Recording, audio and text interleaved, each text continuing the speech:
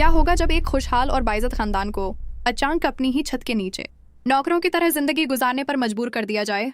क्या रुई और नाहर अपनी मोहब्बत और इज्जत को इस जुल्म के तूफान में बचा पाएंगे, या राजेश्वरी की सख्ती और नफरत सब कुछ तबाह कर देगी? आज की कहानी एक ऐसे मोड़ पर पहुंच चुकी है जहां हर लम्हा दिल को हिला देने वाला है, जहां उम्मीद और मायूसी एक साथ सांस ले रही हैं।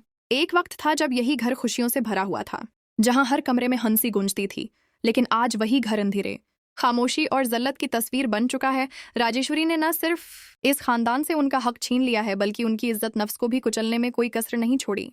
वो हर कदम पर इन्हें ये एहसास दिलाती है कि अब वो सिर्फ नौकर हैं, उनकी कोई हैसियत नहीं।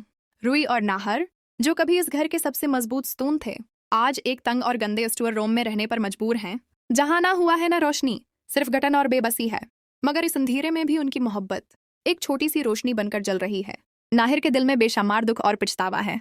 वो खुद को कमजोर महसूस करता है।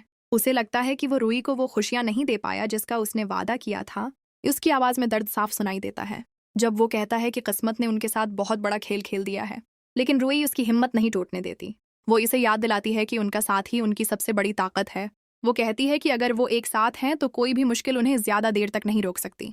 दूसरी तरफ राजेश्वरी का जुल्म हर गुजरते लम्हे के साथ बढ़ता जा रहा है। वो न सिर्फ जवानों बल्कि बुजुर्गों पर भी रहम नहीं करती।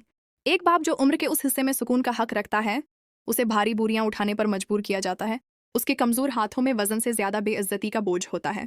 बेटे का दिल ये सब देखकर टूट जाता है, मगर वो कुछ नहीं कर पाता, क्योंकि हालात ने उसे बेबस कर दिया है। घर की औरतों को भी नहीं बख्शा जाता। इन्हें झाड़ू पोछा और घर के सारे काम करने पर लगा दिया जाता है। उनकी तालीम, उनकी इज्जत, सब कुछ एक लम्हे में बेमानी बना दिया जाता है। और जब बात बच्चों तक पहुंचती है तो जुल्म अपनी अंधा को छो लेता है। मासूम बच्चों को गर्मी, भूख और प्यास में तड़पने के लिए छोड़ दिया जाता है। यहाँ तक कि उनके लिए बनाया गया दूध भी जमीन पर फेंक दिया जाता है। ये मंजर देखकर हर दिल कांप उठता है।